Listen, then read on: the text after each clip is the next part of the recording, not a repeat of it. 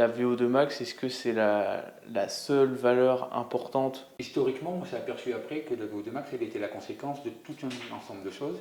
Et aujourd'hui, c'est cet ensemble de choses que l'on cherche. La VO2 max, presque envie de dire qu'on ne la regarde même pas. Donc il y a des éléments qui sont plus pertinents au niveau des métabolismes énergétiques.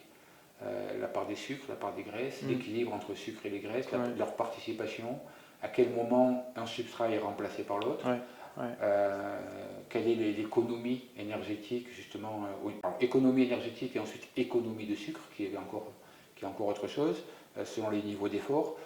Tout ça, voilà, dans ces disciplines-là, j'ai envie de dire que à partir du moment où l'épreuve dépasse 2 heures. Oui, la VO2 max, c'est plus rien. Alors, c'est déjà bien avant. Hein. Ouais. Ah, ok.